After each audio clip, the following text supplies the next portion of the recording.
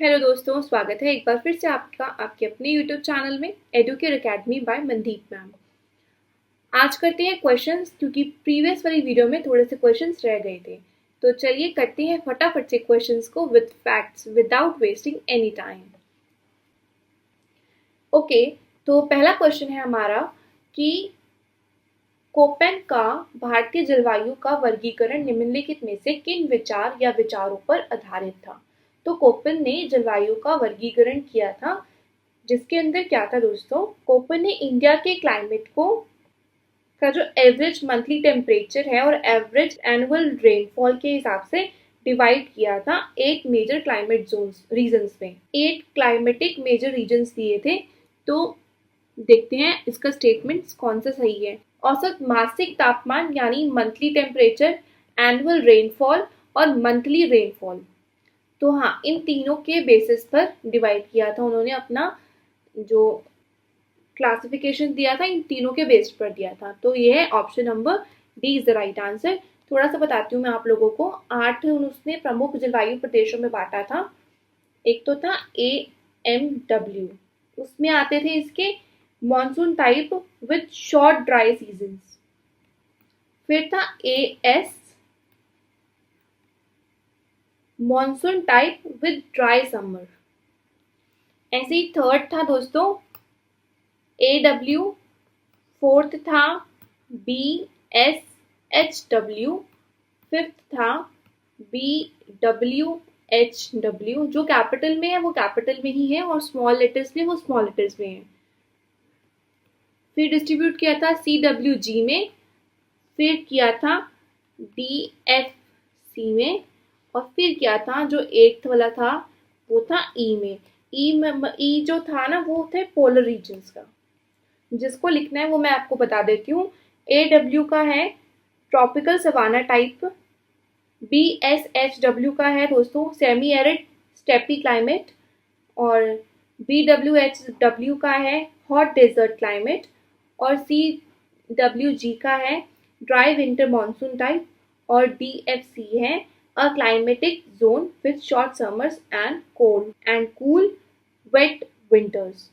तो दोस्तों टेंशन मत लीजिएगा, इससे रिलेटेड और क्वेश्चंस आएंगे तो और धीरे धीरे क्लियर होते जाएंगे। अभी आपको पता चल गया ना कि जो कॉपिन है उसने क्लासिफिकेशन दिया था तो उसको किस बेसिस पे दिया था। एक तो मंथली टेम्परेचर पर, एक एनुअल रेनफॉल पर और एक मंथली रेनफॉल पर। और ये याद कर लेना अभी की वीडियो में AMW का और AS का। बाकी की जो ये बचे हैं 6 वाले, इनको हम दूसरे वाली वीडियो में कर लेंगे, इजीली करेंगे, आराम से सब लर्न होगा। चलिए आइए सेकंड क्वेश्चन पर। राष्ट्रीय वन नीति 1952 ने भारत के वनों को किन दी गई 4 श्रेणियों में वर्गीकृत किया था। तो दोस्तों नेशनल फॉरेस्ट पॉलिसी 1952 के हिसाब से क्लासिफिकेशन किया था फॉरेस्ट का into 4 categories, which is protected forest, national forest, village forest and tree lands. Okay, आगे बढ़ते हैं। Option A is the right answer. Okay दोस्तों, तो थर्ड क्वेश्चन आ गया हमारा। फ्लाइंग स्क्वेरल निम्नलिखित में से किस जीव मंडल रिजर्व में पाई जाती है। जो फ्लाइंग स्क्वेरल है बायोस्फीयर रिजर्व्स में पाई जाती है, विच इज ऑप्शन ए पंचमगढ़ी इन मध्य प्रदेश। जीव मंडल में पाई जाती है इसमें, और पंचमगढ़ी जो जीव मंडल है उसका जो एरिया है वो 4926 वर्ग किलोमीटर है। ठीक है दोस्तों, चलो फटाफट से करते हैं आगे दूसरा क्वेश्चन। क्वेश्चन नंबर 4, भारत में निवर्तनी मानसून के मौसम के बारे में निम्नलिखित में से कौन सा कथन सही है। रिट्रीटिंग मानसून इन इंडिया, उसके बारे में बताना है कि कौन सा स्टेटमेंट करेक्ट है। निवर्तनी मानसून यानी रिट्रीटिंग मानसून के मौसम के दौरान तापमान समान रूप से उच्च होता है, यानी उत्तर भारत में लगभग 2.5 डिग्री सेल्सियस होता है। तो दोस्तों ये ठीक बात है। जब रिट्रीटिंग मानसून होता है तो जो टेम्परेचर है वो थोड़ा जनरली हाई हो जाता है, 25 डिग्री इन नॉर्दर्न इंडिया में आ जाता है। और ये मूव करता है साउथवर्ड्स की साइड पे जब दिसंबर शुरू होता है। तो और जो इक्वेटोरियल है ना, वहां पर लो प्रेशर क्रिएट हो जाता है। ये दिसंबर की शुरुआत तक दक्षिण की ओर बढ़ता है और भूमध्य रेखा निम्न के साथ विलीन हो जाता है। अभी मैंने आपको बताया ना कि ये दिसंबर के स्टार्टिंग में साउथर्न साइड पर बढ़ना शुरू हो जाता है और इक्वेटोरियल का जो प्रेशर होता है वो लो हो जाता है।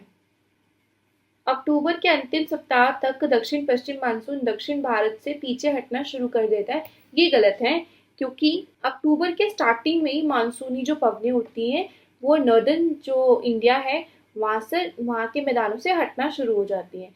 तो ऑप्शन हमारा जो स्टेटमेंट था 1 और 2 ही ठीक था, ये थर्ड वाला गलत है क्योंकि इसमें अंतिम सप्ताह की बात की गई है। जबकि होता क्या है, अक्टूबर की स्टार्टिंग वीक जो फर्स्ट वीक होता है उसमें से ही हटना शुरू कर देती है। तो आंसर है option number C of 1 and 2। So आइए बढ़ते हैं हिस्ट्री की तरफ। किस साम्राज्य ने ऋग्वेद के दौरान गलाने की प्रौद्योगिकी की प्रक्रिया को गुप्त रखने की कोशिश की?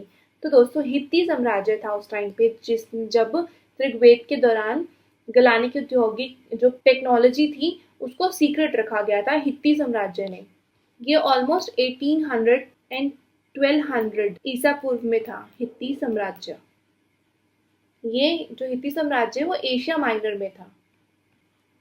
ठीक है दोस्तों, आगे बढ़ते हैं। उतना ही बताऊंगी जितना आप लोगों के लिए इम्पोर्टेंट है। एग्जाम पर्पज से बता रही हूँ आप लोगों को, तो बिल्कुल इतना सफिशिएंट है। क्वेश्चन नंबर 6, मौर्य साम्राज्य में 7 डिवीजन के बारे में कौन बताता है? मौर्य साम्राज्य में 7 डिवीजन के बारे में बताता है मेगास्थनीज।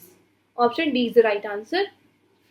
मेगास्थनीज ने मौर्य साम्राज्य को 7 पार्ट्स में डिवाइड किया था, जिसके अंदर उसने बताया था फिलोसोफर यानी दार्शनिक, एग्रीकल्चरिस्ट यानी कृषक, पैस्टोरलिस्ट पशुपालक और शिकारी यानी कि हंटर। चौथा डिवाइड किया था कारीगर आर्टिसन। फिफ्थ था वॉरियर या कह सकते हैं सोल्जर, वॉरियर योद्धा। सिक्स क्या था इंस्पेक्टर निरीक्षक या कह सकते हैं गुप्तचर। और सेवेंथ वाला क्या था मिनिस्टर या काउंसलर। मेगास्थनीज ने डिवाइड किया था मौर्य साम्राज्य में, इन 7 पार्ट्स में क्लासिफाई किया था मेगास्थनीज ने। आगे बढ़ते हैं। ओके, गोल्डन भून के रूप में जाना जाता था, हिरण्यगर्भ को जाना जाता था गोल्डन भून के रूप में। ये एक समारोह के रूप में जाना जाता था जब क्या होता था कि जो छोटे सरदार थे और जो राजा थे वो अपने आप को ऊंची जाति का दर्जा देते थे, तब कहा जाता था इसको। जैसे ही गौतम स्वयं बुद्धि वृक्ष के नीचे बैठे, ये स्टेटमेंट है, ये कौन से बुक से ली गई थी? तो ये ली गई थी दोस्तों ललित विस्तर से। ये ग्रंथ था बौद्ध ग्रंथ ललित विस्तर, इससे ली गई थी ये वाली स्टेटमेंट। क्वेश्चन नंबर 9, सांची स्तूप का मूल व्यास कितना है? तो डायामीटर कितना है सांची स्तूप का? तो वो है 120 फीट डायामीटर और ऊंचाई है इसकी 54 फीट। और सांची का स्तूप कहाँ पर है? मध्य प्रदेश में, रायसेन जिले में। यहाँ पर कितने स्तूप्स हैं दोस्तों? 3 स्तूप्स हैं। क्वेश्चन नंबर 10, लुम्बिनी में एक स्तंभ बनाया गया है जहां लिखा है यहाँ बुद्ध का जन्म हुआ था। इस स्तंभ को किसने बनाया था? तो जिसने पढ़ा होगा तो उसको आंसर बहुत इजीली पता होगा कि अशोक ने बनाया था। Option B is the right answer. Buddha का जन्म हुआ था, यहाँ बुद्ध का जन्म हुआ था, ऐसा लिखा गया था। इस स्तंभ को सम्राट अशोक ने बनवाया था और इसका नाम था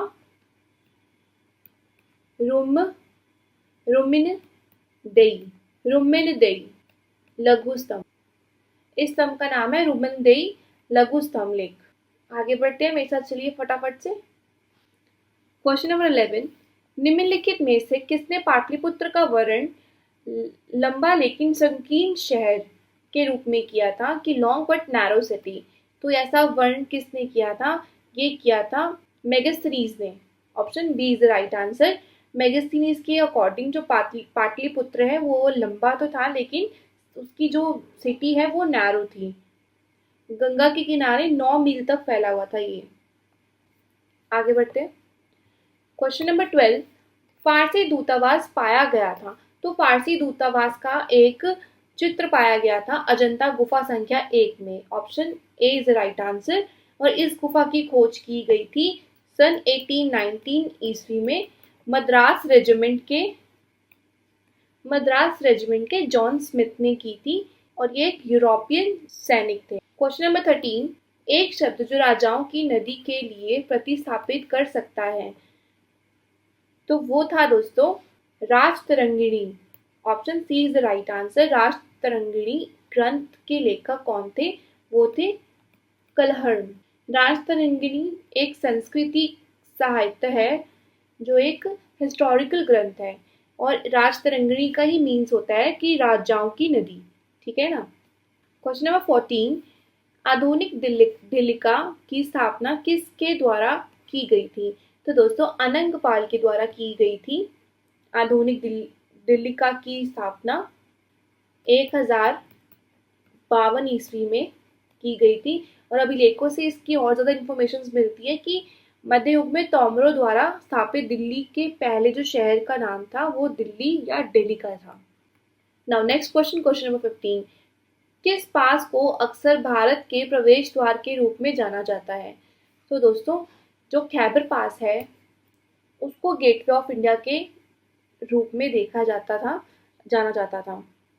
प्राचीन समय में भारत के प्रवेश द्वार के रूप में जाना जाता था इसको। खैबर पास ना जो ये नॉर्थ वेस्ट पाकिस्तान और अफगानिस्तान के काबुल के मैदान के बीच में हिंदुकुश के सफेद जो पर्वत श्रृंखला है उसके पास एक प्रसिद्ध दर्रा है ये। क्वेश्चन नंबर 16, रामानुज के आध्यात्मिक शिक्षक कौन थे? रामानुज के आध्यात्मिक शिक्षक थे यादव प्रकाश। उन्होंने अपने गुरु से वेदांत की शिक्षा ग्रहण की थी।